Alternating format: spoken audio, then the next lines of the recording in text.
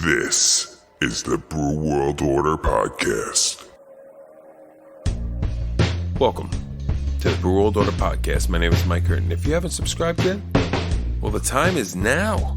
This is episode number 56, and in this episode, I sit down with Keith Chapman, co-owner of Bone Haus Brewing in Fountain Hills, Arizona.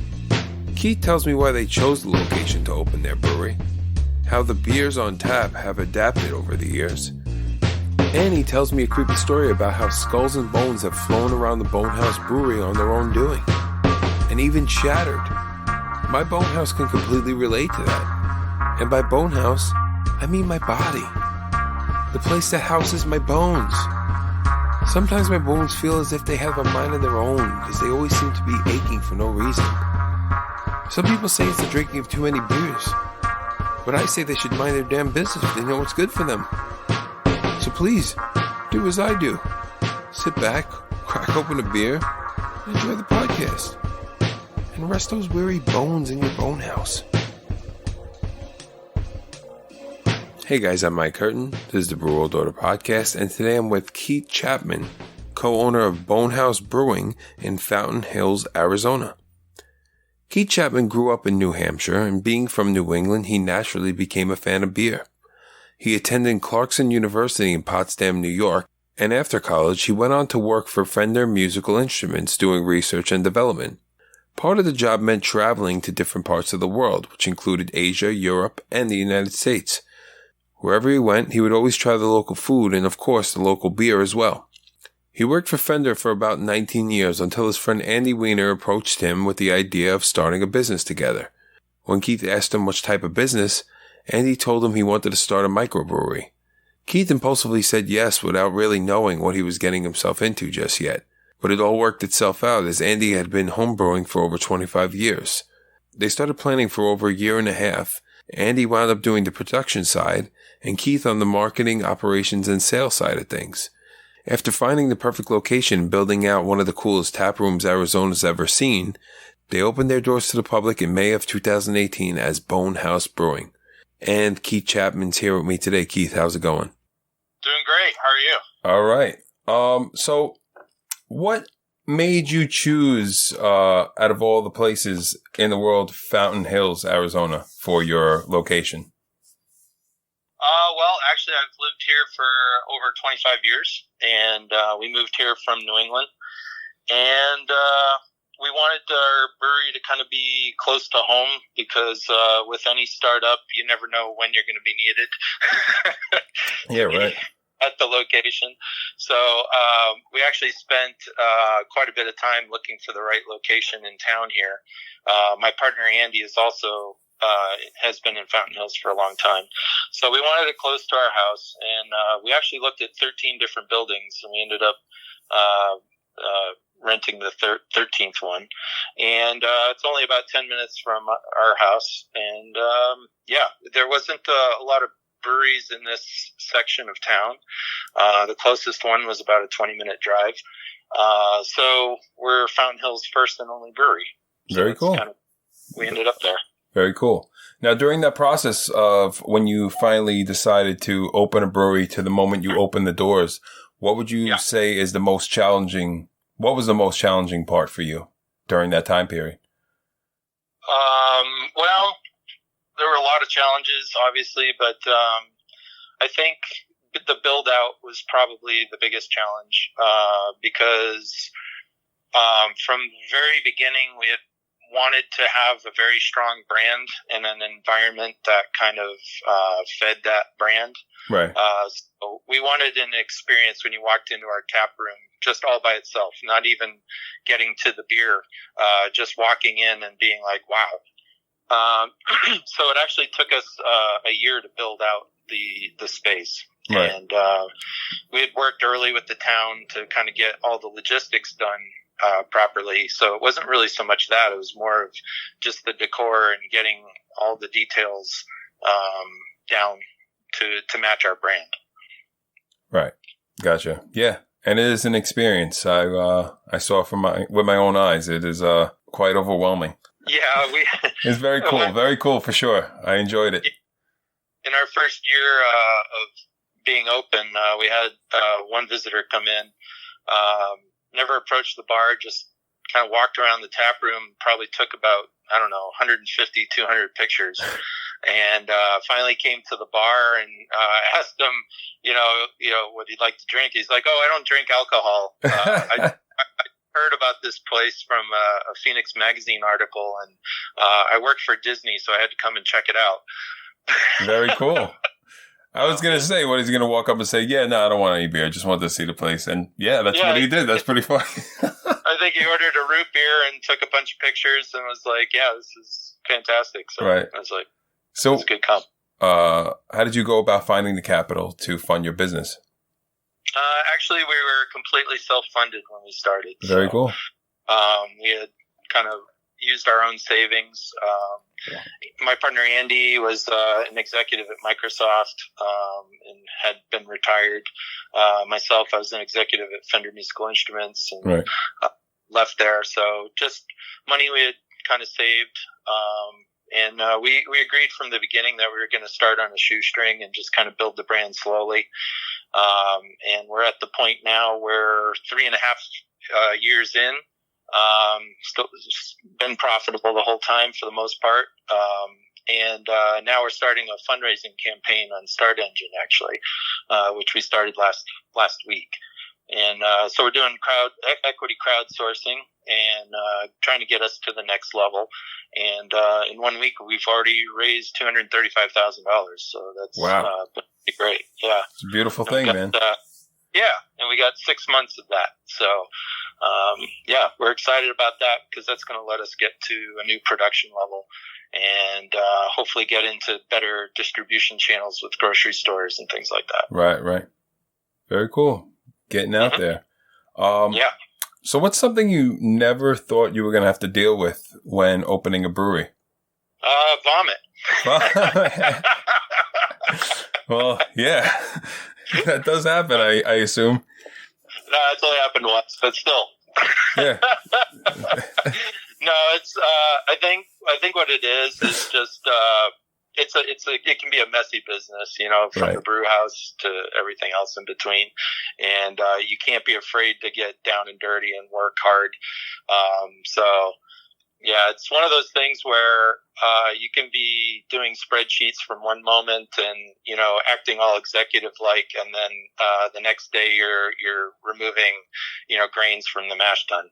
Right. So, it's kind of fulfilling in that sense. Because you can kind of shift gears from a mental game to a physical game. And I personally enjoy that quite a bit. Right. Yeah, very versatile business for sure. Yeah, well, when you're in a startup, especially at the brewery, it's like everything's just got to get done. Yeah, you got to be a jack of all trades, so to speak, right? That's right. You just get it done. Yeah. So what qualities do you possess that make you a good business owner? I used to manage a team of 100 engineers and support staff at Fender. So I think having run through such a powerful brand, working with marketing every day, trying to design new products that fit a very established customer base, led me to kind of get to a point where I developed some strong leadership skills and also some creativity. So I kind of pride myself on the creative side of the business, trying to get, just the brand established, consistent, entertaining, and then also to kind of provide fun things for our customers to do while they're enjoying our beer.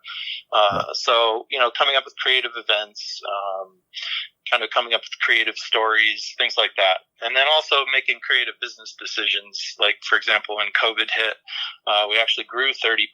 And that was basically because my partner and I decided to kind of shift our entire business to canning as much as possible. Right. And as the wholesale business was kind of drying up, we were still able to do curbside during that, and people came out, took our beer through cans, and so for me, it's leadership and creativity are probably the two biggest things.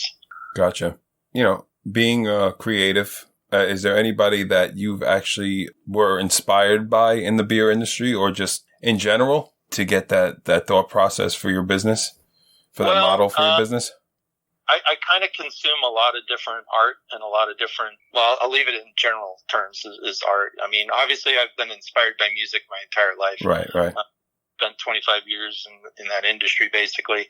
And when you work with top-notch artists that, every household names, basically, in a close environment, you kind of get the sense of the awe that they portray just because of the amount of work they put in. So to me, it's, some people think your creativity is just something you're born with, and I would disagree. I think anybody can be creative. They just have to work at it. Right. Because every artist I ever worked with was incredibly diligent on how hard they worked to get there and to maintain it. So endless hours of practice and trying things, and to me that's where the creativity comes from, is the opportunity given you by just practice. So I don't know that I had any one specific inspiration for the creativity. It's just I was fortunate enough to work with some really, really talented people, and just kind of observed throughout the years of just how they did their work, and kind of took pieces from everybody I worked with. Right. Yeah. It's awesome. How do you define success? And was there also a moment for you that kind of stands out while you were opening your brewery that kind of like made you realize you were going in the right direction? Sure. So for me, success has a number of elements to it. Obviously there's the financial success. And to me, that's not necessarily the most important, but being comfortable, keeping my family comfortable, right. So you don't have to worry about the bills every day. That's one of those things where if you can relieve the stress of financial burdens, then to me that's a successful, venture. When we first started taking payment for ourselves, that was kind of the turning point for me of like, hey, this could actually work. Right. Right. Yeah. Because for a while there, you take no pay just because you got to get everything going. And when you get that first return, as small as it is, it's just it's gratifying because you created the opportunity completely on your own to bring that money in. So that's kind of one aspect, is the financial piece. Obviously, I mean, everyone's in business to make some form of money, otherwise it would be a charity. Of course, right. So that's important. The other part of success too is really kind of taking care of my team. We have such a passionate team that it's one of those things that, you kind of make sure that everyone's got a growth path and doing things that they want to do for the business and for themselves. And when those two things can coincide, that's where the magic is. So for me, when I see some of our employees kind of growing into a new role or learning new skills, it's just really satisfying. So to me, that's one of the best things about running your own business, is when you got a core team that's so passionate about what you're doing that you can feed them more things for them to grow. And it's just this really satisfying feeling. Very cool. So I know sometimes for people, being a business owner and having to deal with a little bit of everything kind of becomes overwhelming. Sure. How important is a mental break for you? And what does that look like? It's funny you mention that, because that's been a recent thing. Good. Good. I'd love to hear about it. Well, yeah, I mean, I'm always willing to work, and that can sometimes, wear you down, where you start to burn out. And I've had, family members and friends kind of pull me aside even recently and just say, hey, you might be putting in a few too many hours. Yeah, right. So how about we do stuff, So actually I started learning how to skateboard at age 51. So that's been something new. Very cool. Something I've wanted to do. And, a friend of mine suggested we go do that. So I started doing that. And as a musician too, I've always wanted to kind of do my own music and put out my own album. So last February, I took the month of February to do an album. And so it's one of those things where I have to actually schedule the time to go do some of the mental breaks from the business. And, I also have two teenagers too. So it's, you got to be a dad, you got to be a husband. For sure. You got to be, businessman, and you got to be a friend. And, it's just trying to find the balance between all that and having some time to shut down. So usually my shutdown includes doing some sports, either basketball, skateboarding, wakeboarding, or playing guitar. Gotcha. What do you think's been the biggest change in the beer industry in the last 5 years for you? Well, obviously there's trends and things, as far as beer styles go. I think there's a couple events that I've noticed, and it could just be localized too. I think everyone's going to have a different opinion on that question, but for me personally, I've seen kind of a rise in stronger beers, higher ABV, higher alcohol content. I've seen that kind of trend. Obviously, the sour trend has been active for a while. For sure. But still, for us, where we are, it's the New England IPAs and the West Coast IPAs are definitely dominant as far as popularity. But the other thing too is I've noticed with the industry is how between the different state laws and the different reaction to COVID from the last year or so, businesses have had to totally shuffle the deck basically and kind of either reinvent or, do things that they normally wouldn't do to survive.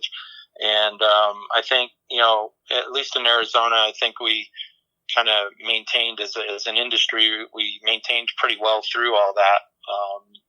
And it's just interesting to see how different breweries will kind of change their business as the economy changes, basically, Right. For us, like I said before, we kind of went more to a canning solution rather than kegging. And that happened to get us through. Since we got into total wine in Arizona, we've had to maintain that as well. So that's been, now bringing up kegging and canning, now we've got, some growth to bring our production up to. So that's kind of my perspective. Yeah, getting into total wine's a big one, man. That place is that place is insane. Yeah. They're carrying 9 of our beers here locally in Arizona. Awesome. That's fantastic. They've been a great customer and easy to partner with. So right. So, what do the beers on tap at your brewery look like? That's interesting. So I would say there's 2 phases to this. Okay. When we first opened our doors, we only had dark beers on tap. So my partner Andy, our brewmaster, he was known like with the friends that he would have over for his stouts. Everyone loved his stouts, and obviously he made other styles that were great too, but everyone kind of raved about his stouts. So we, when we first got our brew system, he was trying to learn it because, going from a 5-gallon brew batch to 300 gallons, a 10-barrel system is quite a jump. And so as he was learning that, he basically wanted to kind of start where he was most comfortable, which was in the stouts. And so we had stouts and porters on tap. And I would say, back then that was kind of it was kind of a unique position to be in Arizona where the heat is and you're right. mostly getting dark beers on tap. So it wasn't necessarily by design. It was just more out of necessity to kind of feel out the system. So fast forward 6 months or so, and now we're comfortable with the system and everything was going pretty well. We started this line of beers actually called Desert Distortion, which is our New England hazy IPA. And that has just gone absolutely bonkers as far as the different variations we do on that beer. We have a blood orange version of that beer that's super popular. We've done 9 different versions of that beer, actually probably more at this point. And we've also done a double and a triple based off of that core recipe. So we did Desert Wild and Desert Demon, the double and triple coming off of that. So that whole line has probably been our breakthrough as far as our local market here. That's been our best-selling beer for quite some time. Gotcha, man. So this is my favorite question. What was your gateway beer into the craft beer world? Boy, that's a tough question to answer. I don't know that there was one. Oh, really? Yeah. Usually everybody's got one like Sierra Nevada Pale Ale or like Blue Moon or Sam Adams, something like that. There was nothing that you kind of like went. And the reason is because it was all local beers from when I traveled. So it was, gotcha. Yeah. I'd be in Finland and trying beers from Finland, and I probably couldn't even name one Finnish beer from that I had that on that trip. Gotcha. Yeah. So it was more of a generic thing. It was just like I appreciated the craft of local breweries more so than the standard beer that you could get anywhere. And so for me, it wasn't any one particular beer or even acknowledging that it was craft. It was just one of those things where I was always trying local stuff. Right. And even in China where you try local beer, it's like, nothing like what's here. Of course. Right. It's mass produced and it's very light, and it's not a drink that their culture focuses on, but I still go through it, still try it. And it's like, yeah, okay. And whether you like it or not, you get a sense for it. And, for me, there was never a single beer that said, oh, wow, this is a craft beer. This is what I like. It was more of just trying different beers from different breweries across the world. Nice. Yeah. So you're never really a bud across the board guy, and then all of a sudden one day open your mind, opened your mind to something different. So I had some nice beers growing up because I grew up in New England and I was always fond of Guinness and Sam Adams. Right. Yeah. And then I went to school in upstate New York, and it was Canada was a 20-minute drive. So drinking age was a lot less. Yeah. Right. We would go grab Brew and Molson Golden, and so those were my college beers. Gotcha. It was, pretty decent beers for a college budget. Right. So I never really went the light beer to craft beer route. I've always kind of been in the, I'd say Sam Adams was probably the very first official craft beer that I ever had. Gotcha. Yeah. All right. So, okay. Yeah, continue. Sorry. I was just going to say it's kind of a difficult beer to avoid in Boston. So. Oh, for sure. Oh, for sure. It's kind of part of the culture up there. Yeah, it is. Yeah. I think that was when I went up there, one of the first times I think I went on the tour of the place. And Oktoberfest was one of my favorite beers at the time, and they had just finished the first batch and put it on tap. So I got like the first taste of it off the tap at the brewery. Amazing. That's awesome. I think my jaw dropped. I was like, oh my God, so fresh. Yep. So what's next for your brewery? What's next? What does the future look like for Bone Haus? Yeah. So, we're actually really starting our next growth curve, formally and also just internally, like dreaming and thinking about where we can go with it. Like I mentioned, we've started a crowdsourcing campaign to kind of get funds and buy-in from our customers and people who are enthusiastic about craft beer and growing that industry. And so our biggest next step is to try to get into better distribution channels and to ramp up our production to meet the needs of like local grocery chains and things like that, so we can provide a consistent beer on a consistent basis. And we don't want to get into those accounts without first being able to prove out our production and making sure we can deliver on what we say we're going to deliver on. So for me, that's really important. Missing turns is just not something you ever want to do. So for us, that's kind of the immediate next step. And then beyond that, it's expanding the tap room. I wouldn't be, too sad to see another location pop up in Arizona. Right. In the next couple of years. Also, with all my ties to the music industry and things like that, I've always kind of wanted a music venue to tie into the brewery, and so that's probably in the plans. Whether it's sooner or later, it'll depend on funding and the ability to kind of get our production. So for me, production is kind of the number one thing on the logistics side, and the number one thing on the retail side is really just the customer experience and the brand. Just want to stay consistent and have it exciting and entertaining for our customer base. Right. Just out of my own personal experience, Old Town Scottsdale doesn't sound like a bad spot for a music venue, man. Yeah, there's a lot brewery. I know there's already a brewery over there. I forgot the name that I went to, but yeah, that doesn't sound like a bad spot, If somebody came to you for advice on opening their own brewery, which I'm sure you have had that happen already, what advice would you give them? Well, that's a wide open. That's like hours upon hours of conversation, but right. I think what it is really for me personally, which I think would be a unique stance, is really think about what your brand is and what it means.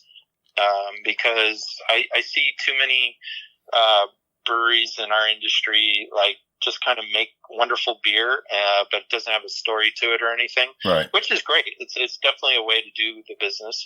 I'm not saying everything's got to be branded, but what I've seen is it kind of stokes more customer loyalty. The industry has turned into wanting what's new as opposed to what's my favorite beer. Right. When I grew up after college, I would say, it's like I always drank the same thing when I went into a bar, and if they didn't have it, I'd have like a backup beer that I would ask for. Okay. And today I think it's like, well, what do you have that's new? And there's more of this experimental, I just want to try something new, especially with the advent of apps like Untapped, where it's a social beer or beer social media platform. For sure. Where you're logging different beers and things like that, sharing with your friends. I mean, to me, everyone's looking for the newest thing. So for me, when you have a brand that's consistent across those new things, people might remember you a little better, as opposed to, I had that one beer, I can't remember who made it, but it was really good. Right.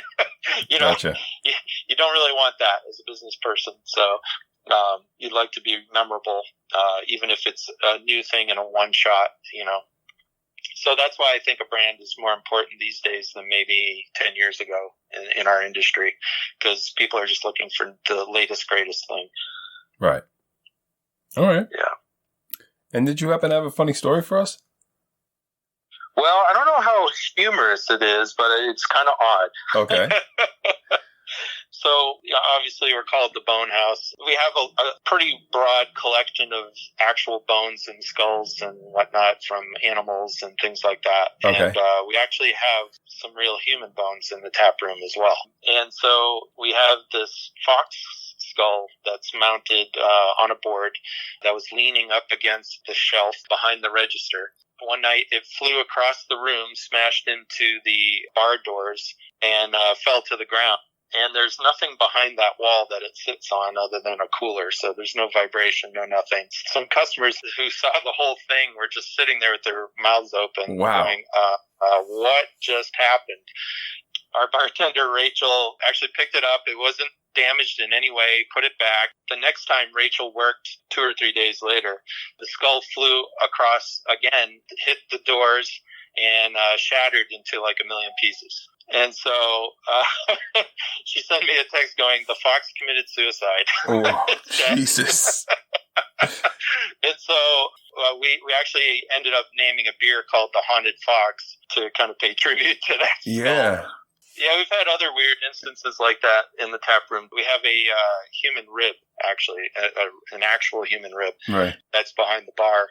Actually, Rachel's brother, Clay, who works with us as well as bartender, saw it kind of fly off the shelf onto the ground all by itself as he was serving a beer.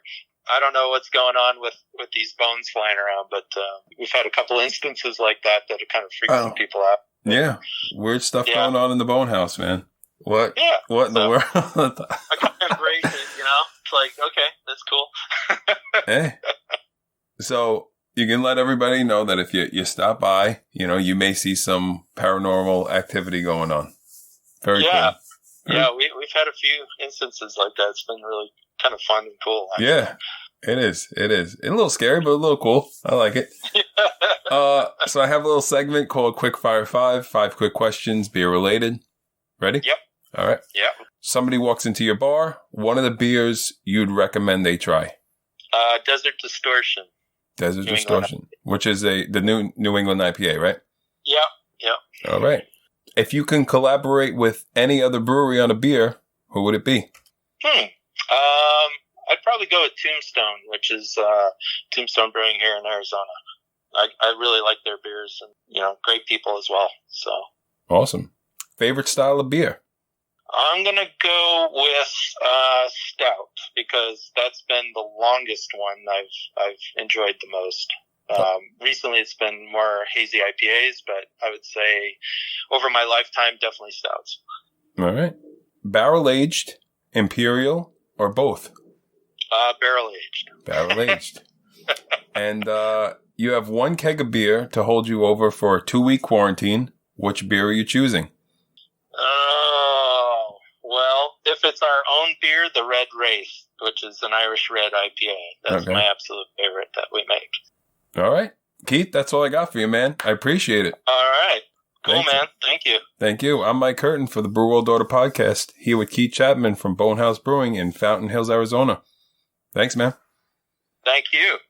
Hey, guys. Thank you so much for listening to my interview with Keith Chapman of Bone Haus Brewing Company in Fountain Hills, Arizona. Whether you're passing through, you live in the area, or just visiting a friend nearby, you should definitely check them out. Also, give them a follow on social media while you're at it. Every other Sunday, I'll be releasing a new episode, so subscribe and you'll never miss one. Also, give us a follow on social media as well for updates on the podcast. I'm Mike Curtin for the Brew World Order podcast. You stay safe out there.